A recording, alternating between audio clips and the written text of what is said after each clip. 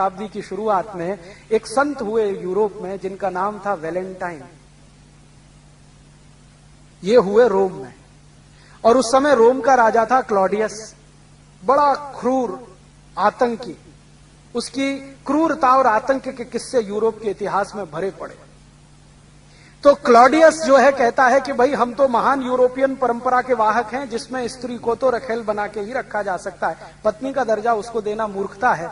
उसी क्लॉडियस के राज्य में ये वैलेंटाइन हो गए, जो गांव-गांव घूम घूम के कहते थे कि भाई शादी करो, शादी करके रहो और एक पत्नी के साथ रहो।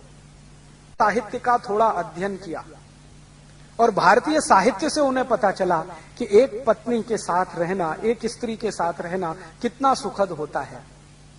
उसमें कॉम्प्लिकेशंस कम होते हैं, उसमें बीमारियां कम होती हैं, वेनरल डिसीजेस बहुत कम होते हैं। ये सब उन्होंने पढ़ लिया। और ये भारत का साहित्य उनको मिला कैसे?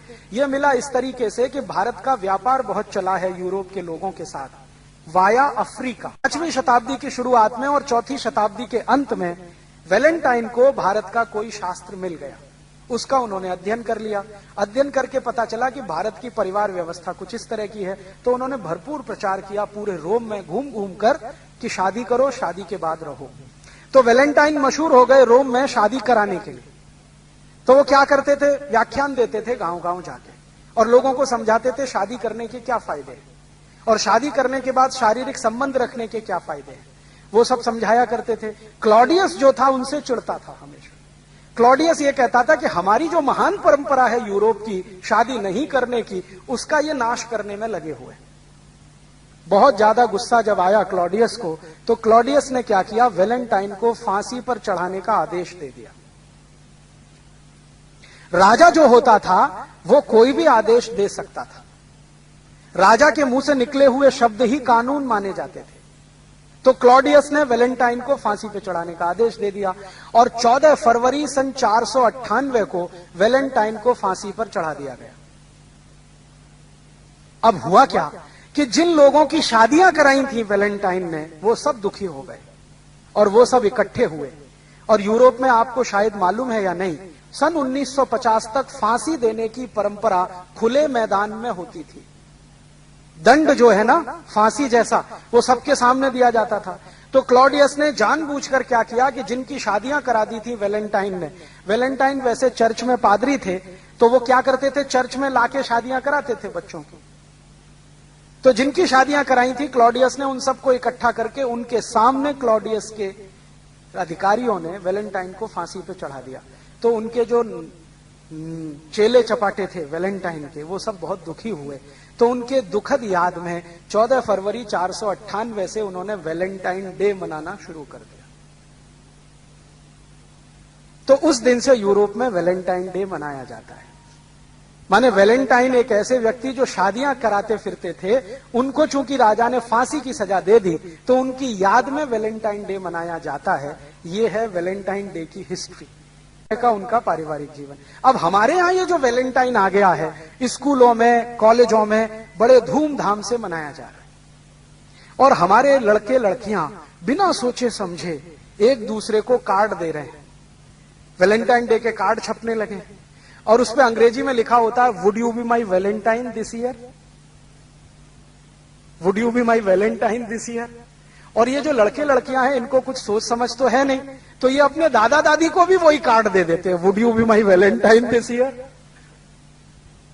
अपने मम्मी पापा को कार्ड दे देते हैं, would you be my Valentine this.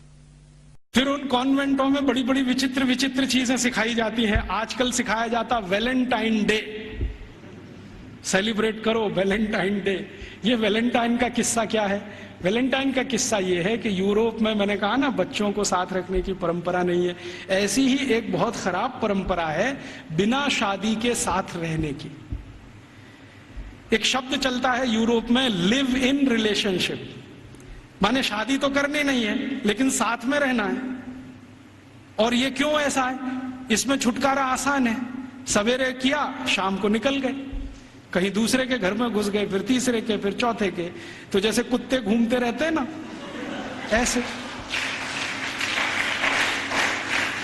Live in relationship माने कुत्ता संस्कृति।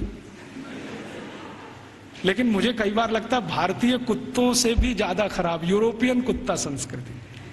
भारतीय कुत्ते फिर भी थोड़े वफादार हैं, यूरोप वाले तो उतने भी नहीं है।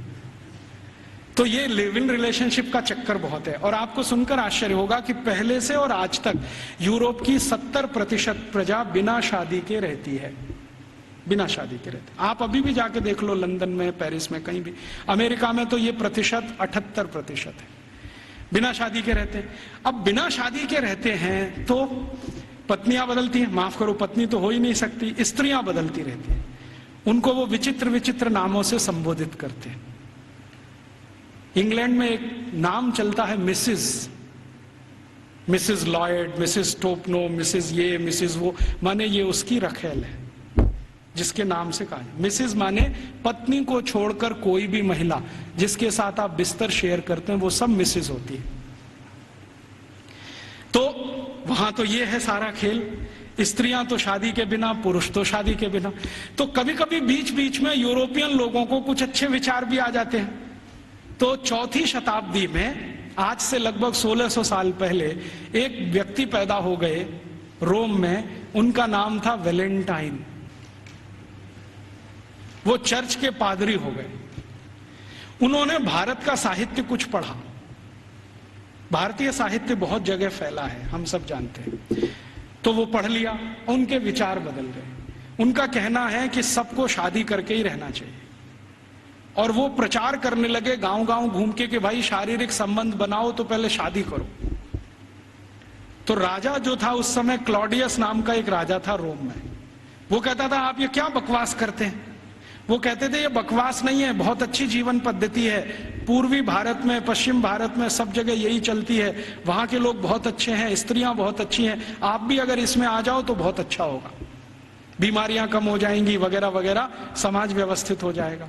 तो वो घूमते थे गांव गांव, प्रचार करते थे भाई शादी करो, शादी करो, शादी करो। और राजा जो होता था वो रोकता था कि शादी क्यों करना, हमारी तो परंपरा है बिना शादी के रहना। तो राजा और वैलेंटाइन का झगड़ा चलता था। तो वैलेंटाइन साहब क्या करते थे कि जो भी शादी करने को तैयार हुआ उसको अपने चर्च में बुलाते थे और उसकी शादी करते थे। ये सिलसिला उन्होंने 20-25 साल चलाया। अब वो राजा बहुत परेशान हो गया, तो एक दिन उसने वैलेंटाइन को फांसी पर लटकाने का आदेश दे दिया। तो 14 फरवरी सन 498 को वैलेंटाइन को फांसी पर लटका दिया गया। तो जिनकी उन्होंने शादियां कराई थी वो बहुत दुखी हो गए, तो उनकी याद में उन्होंने वैलेंटाइन डे मनाना शुरू कर दिया। तो ऐसे वैलेंटाइन डे आया। अब उनके कॉन्वेंट में वैलेंटाइन डे मनाते हैं, अब हमारे भी कॉन्वेंट में चालू हो गया वैलेंटाइन डे, वैलेंटाइन डे। यहां तो कोई समस्या नहीं है शादी करके रहने की, वहां तो शादियां ही नहीं होती हैं। अब हमारे स्कूलों में वैलेंटाइन डे मनाता है। तो बच्चे क्या करते हैं, ग्रीटिंग कार्ड खरीदते हैं, अपनी अम्मा को देते हैं would you be my valentine, फिर बाप को भी दे देते हैं would you be my valentine. इन मूर्खों को पता ही नहीं कि वैलेंटाइन थे कौन, इसका मतलब क्या है। अम्मा को पूछ रहे हैं would you be my Valentine. अभी थोड़े दिन पहले बंबई में मैं एक बुजुर्ग आदमी को मिला जिनकी 75 साल की उम्र है, उनके पास 18 ग्रीटिंग कार्ड आए वैलेंटाइन डे पर, और सब में एक ही बात, would you be my Valentine. 75 साल के बुजुर्ग आदमी से लड़कियां पूछ रही would you be my Valentine. ऐसा अधकचरापन है। ये सब कॉन्वेंट में से हमारे बच्चे सीख सीख के निकल रहे हैं। और इन कॉन्वेंट स्कूलों में क्या क्या सब सिखा दिया। वो कहता था ना मैकॉले ये कहता था कि ये जो कॉन्वेंट स्कूल हम चलाएंगे इनमें शिक्षा मिले ना मिले, संस्कार अंग्रेजियत के हम जरूर देंगे। तो क्या होगा, तो कह रहा है वो कि भारतवासी जितने साल इसमें से पढ़कर निकलेंगे ना, तो वो शरीर से दिखने में भारतीय होंगे, आत्मा से अंग्रेज हो जाएंगे, फिर यही हमारी मदद करेंगे और भारत को गुलाम बनाए रखने में व्यवस्था करेंगे। तो संस्कार देना है उनको तो अपना, तो वो दे रहे हैं। अब जो कॉन्वेंट में वैलेंटाइन डे सिखा दिया, फिर उन्होंने पता नहीं मदर्स डे सिखा दिया, फादर्स डे सिखा दिया। मदर्स डे पता है क्या होता है यूरोप में?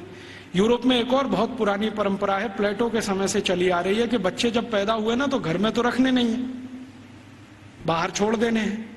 तो उन बच्चों को मां का दूध नसीब नहीं है, तो चर्च में जो होती है ना सिस्टर्स होती है, वो अपना दूध उनको उपलब्ध कराती है।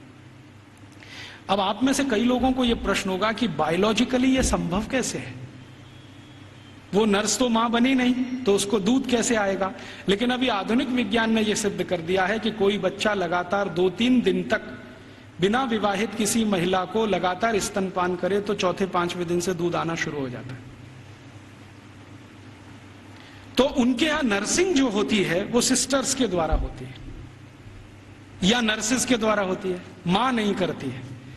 लेकिन कभी कभी साल में कोई एक दिन मनाना हो तो वो मदर्स डे मनाते हैं, जिस दिन मां अपने बच्चे को दूध पिलाने के लिए वहां जाती है कॉन्वेंट, तो उनके यहां मदर्स डे होता है। ऐसे ही उनके यहां फादर्स डे होता है। फादर्स डे का चक्कर क्या है, यूरोप के बच्चे वैसे तो घर में रहते नहीं, जो गलती से किसी ने रख लिए तो उनको अपने बाप के साथ खाना खाने का अधिकार नहीं है। डाइनिंग टेबल पर अपने बाप के साथ वो नहीं बैठ सकते। बाप अपने डाइनिंग टेबल पे खाना खाएगा दोस्तों के साथ, जब वो चला जाएगा खाना खा के तो बाद में बच्चे डाइनिंग टेबल पे बैठते हैं। लेकिन साल में कोई एक दिन वो फिक्स करते हैं जब बच्चे बाप के साथ बैठे डाइनिंग टेबल पर, उस दिन वो फादर्स डे मनाते हैं। अब उनके मदर्स डे, उनके फादर्स डे, उनके ब्रदर्स डे, उनके सिस्टर्स डे या उनका वैलेंटाइन डे, उसके पीछे कुछ कहानियां हैं। हम बिना सोचे समझे अंधों की तरह से इस पे लग गए। कई बार मैं देखता हूं अजमेर जैसे शहर में, जयपुर जैसे शहर में मदर्स डे पे रैली निकाली जा रही है, प्ले कार्ड लेके बच्चियां अपने अपने हाथ में जा रही हैं, स्कूल कॉलेज उनका छुड़वा दिया जाता है, और ये सब मूर्ख सरकारी अधिकारी किया करते हैं। फिर फादर्स डे पे निकालते हैं, फिर इस पे निकालते हैं, ये सब तमाशेबाजी। ये मैकॉले हमारे यहां छोड़ के गया, और वो बार बार कहता था कि हमें संस्कार देना है, शिक्षा दे पाए ना दे पाए वो महत्व का नहीं, अंग्रेजियत का संस्कार देना है। तो वो दे गया। अब वो हमारे खून में घुस गया, और इतना घुस गया है कि कुछ समझ में नहीं आता ये निकले कैसे।